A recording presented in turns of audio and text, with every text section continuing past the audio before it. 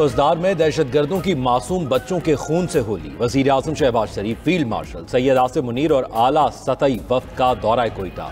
फौजदार हमले में जख्मी होने वाले स्कूल के बच्चों की आयादत। वाक़े में जख्मी बच्चों की हालत देखकर गहरे रंजो गम का इजहार। जख्मियों की जल्द सेहतियाबी की दुआ। दीगर मुतासिरीन से भी मुलाकात। वजीर आजम और फील्ड मार्शल का बच्चों की शहादत पर अफसोस का इजहार। भारतीय सरपरस्ती में होने वाली सफाकाना कार्रवाई शर्मनाक और काबिल मजम्मत करार। वजीर आला बलूचिस्तान और कमांडर कोयटा कोर की वजीर आजम, आर्मी चीफ और वफ्द को बुज़दिलाना हमले से मुतल्लिक ब्रीफिंग। एलामिया जारी। बताया गया कि बुज़दिलाना दहशतगर्द हमला भारत के हिमायत याफ्ता गिरोह फितना अल हिंदुस्तान ने किया, जिसमें 3 मासूम तलबा और 2 जवानों ने जाम शहादत नोश किया। दहशतगर्द हमले में 39 बच्चों समेत 53 अफराद जख्मी हुए। 8 की हालत तशवीशनाक है। स्कूल जाने वाले बच्चों पर दहशतगर्दाना हमला इंतहाई शर्मनाक है। भारत ने शिकस्त के बाद ये बुज़दिलाना शर्मनाक हमला कराया है। वज़ीर आज़म शहबाज शरीफ का आलमी बरादरी से स्कूल के बच्चों पर किए जाने वाले बुज़दिलाना हमले का नोटिस लेने का मुतालबा। कहा, दहशतगर्द न सिर्फ भारत की रियासती पॉलिसी का हथियार बन चुके हैं, बल्कि बलोच और पश्तून कौम के वक़ार और इक़दार पर भी बदनुमा दाग हैं। ऐसे बुज़दिलाना हमलों से बलोचों और पठानों के हौसले पस्त नहीं किए जा सकते। पूरी कौम दहशतगर्दी के खात्मे और पाकिस्तान की खुद मुख्तारी के तहफ़्फ़ुज़ के लिए एक ज़ुबान है। फील्ड मार्शल सैयद आसिम मुनीर ने कहा कि हालिया दिनों में भारत की खुली जारहियत के खिलाफ कौम ने मजबूत रद्द-ए-अमल दिया। अब बैरूनी हिमायत याफ्ता दहशतगर्दी के खिलाफ भी मजबूत और फैसलाकुन कार्रवाई की जाएगी। पाकिस्तान दुश्मन अनासिर को गैफरे किरदार तक पहुँचाया जाएगा।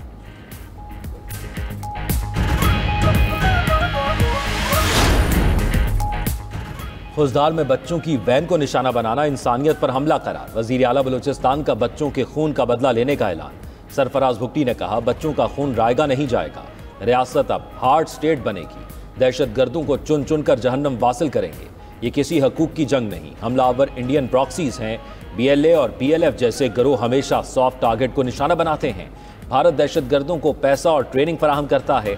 अब फैसला करना होगा। ऐसे बुज़दिलाना हमले पर खामोश तमाशाई का किरदार अदा नहीं कर सकते। भारत का मकरू चेहरा दुनिया के सामने बेनकाब करेंगे। सरफराज भुट्टी का अफगान अबूरी हुकूमत से भी अपनी सरजमीन पाकिस्तान के खिलाफ इस्तेमाल न होने के वादे की पासदारी का मुतालबा।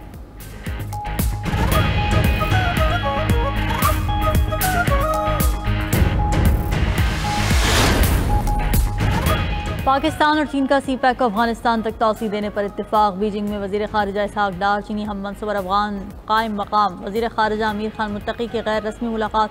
तीनों वज़ीर ख़ारिजा का CPEC को अफगानिस्तान तक बढ़ाने, खित्ते में दहशतगर्दी का मुश्तरका मुकाबला करने पर इत्तेफाक। बीजिंग में इसहाक डार और अमीर खान मुत्तकी की भी 1-on-1 मुलाकात। पाक अफगान ताल्लुकात को मज़ीद मुस्तहकम बनाने पर इत्तेफाक। सिफारती रवाबित, तिजारत और ट्रांजिट में बेहतरी का इरादा। नायब वज़ीर आज़म इसहाक डार की चीनी हम मनसब वांग वी के साथ भी बैठक।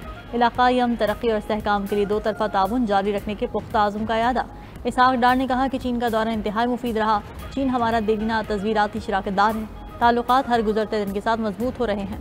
अफगान अबूरी वज़ीर ख़ारिजा से भी मुज़ाकरात हुए। अगला सह फ़रीक़ी इजलास अफगानिस्तान में होगा। वज़ीर ख़ारिजा दौरा चीन मुकम्मल करके वतन वापस पहुँच गए।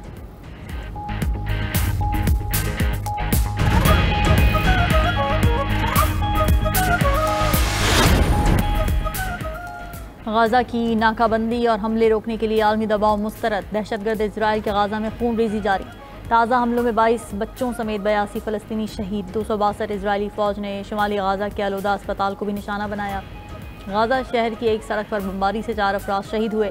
7 अक्टूबर 2023 से शहदा की मजमूई तादाद 53,655 हो गई। 1,21,950 फ़लस्तीनी ज़ख्मी हो चुके। इजरायली फोर्सेस ने जनीन कैंप का दौरा करने वाले सिफारती वफ्द पर भी फायरिंग कर दी। वफ्द के अरकान ने भाग कर जान बचाई। सिफारती वफ्द में यूरोपीय यूनियन के सिफारतकार शामिल थे। गाज़ा पर हमलों के खिलाफ इजराइल के अंदर से भी आवाज़ें उठने लगीं।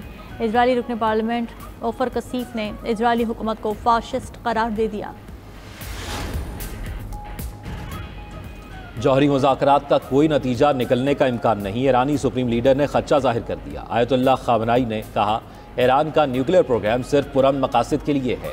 यूरेनियम अफजूदगी के हक़ को तस्लीम न करना बड़ी गलती है। अमरीकी हुक्काम ने इसराइल की जानिब से ईरान की जौहरी तनसीबात पर हमले का खदशा जाहिर कर दिया। अमरीकी वज़ीर ख़ारजा मार्को रूबियो ने ख़ारजा अमूर कमेटी को ब्रीफिंग में बताया कि ईरान को खुशहाल मुल्क बनने का मौका दे रहे हैं, मगर लगता है ईरान के साथ जौहरी मुआहिदा आसान नहीं होगा। मार्को रूबियो की पेशी के मौके पर गज़ा के हक़ में एहतजाज। शुरका ने गज़ा में नस्ल कुशी बंद करो के नारे लगाए।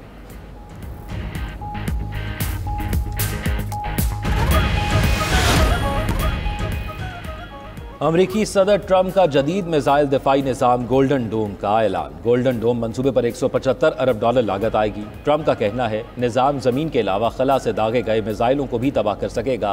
कनाडा भी गोल्डन डोम निज़ाम का हिस्सा बनना चाहे तो अमरीका ताउन करेगा। चीन का अमरीकी गोल्डन डोम दिफाई निज़ाम पर शदीद तशवीश का इजहार। अमरीका से मनसूबा तर्क करने का मुतालबा। तर्जुमान चीनी वजारत खारजा ने कहा अमरीकी मनसूबे से खला में हथियारों की दौड़ के खतरात बढ़ जाएंगे।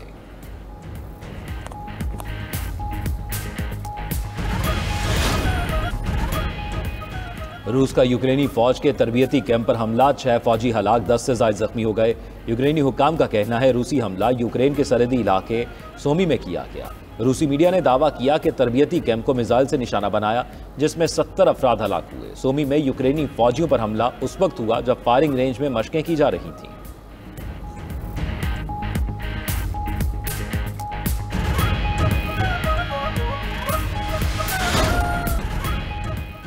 अमेरिका पाकिस्तान के साथ बहुत बड़ी डील करने जा रहा है। अमेरिकी सदर ट्रंप ने कहा उन्होंने पाकिस्तान और भारत के दरमियान जंग रोकने में मदद की। पाक भारत मामलात में काफ़ी चीज़ें हल की हैं।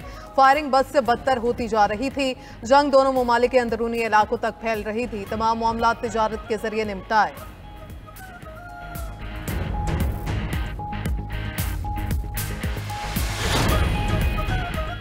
इसराइल दहशतगर्दी से बाज न आया। गजा पर वहशियाना हमले में मजीद 82 फलस्तीनी शहीद। कातिल इसराइली फौज के महफूज करार दिए जाने वाले इलाकों पर भी हमले। शुमाली गजा के इलाके जबालिया में एक ही खानदान के 5 अफराद जाँ बहक। खान यूनस के इलाके अल अमल में इसराइली ड्रोन हमले में 3 अफराद ने जाम शहादत नोश किया। इसराइली फोर्सेस ने जनीन कैंप का दौरा करने वाले सिफारती वफ्द पर भी फायरिंग कर दी। वफ्द के अरकान ने भाग कर जान बचाई। सिफारती वफ्द में यूरोपीय यूनियन के सिफारतकार शामिल थे। गजा में शहदा की तादाद 53,573 हो गई, जबकि 1,21,688 जख्मी। नेतन्याहू ने कहा हमास के खात्मे तक जंग जारी रहेगी। जंग के बाद गजा का कंट्रोल इसराइल के पास रहेगा। ईरान की पार्लियामेंट ने रूस के साथ 20 साल स्ट्रेटेजिक माहिदे की मंजूरी दे दी। मीडिया रिपोर्ट्स के मुताबिक माहिदों दोनों ममालिक के दरमियान 2 तरफा ताल्लुकात और दिफाई ताउन की नुमाइंदगी करता है। रूस की सदर व्लादिमीर पुतिन और उनके ईरानी हम मनसब ने 17 जनवरी को स्ट्रेटेजिक माहिदे की दस्तावेजात पर दस्तखत किए थे।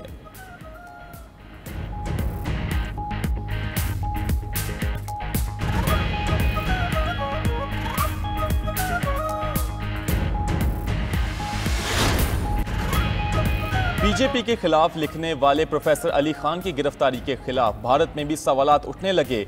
भारत की अपोजिशन ने मोदी हुकूमत की दोगली पॉलिसी बेनकाब कर दी। कांग्रेस की रुकने पार्लियामेंट महवा मोत्रा ने कहा कि प्रोफेसर अली महमूद को मुसलमान होने पर पकड़ा गया। मध्य प्रदेश पुलिस ने अली महमूद और बीजेपी के विजय शाह के खिलाफ एक ही दफात में मुकदमा दर्ज किया। विजय शाह को कुछ नहीं कहा, वो अब तक आजाद घूम रहा है। विजय शाह ने भारतीय फौज की कर्नल सोफिया को दहशतगर्दों की बहन करार दिया था। भारतीय खातून शहरी भी मोदी सरकार और भारतीय मीडिया के झूठ पर बरस पड़ी। कहा मोदी सिंदूर के नाम पर कौम को बेवकूफ बना रहे हैं। ना जाने वो भारतीय मीडिया को क्या खिलाते हैं जो वो भारतीयों को झूठ पर झूठ बताते रहे।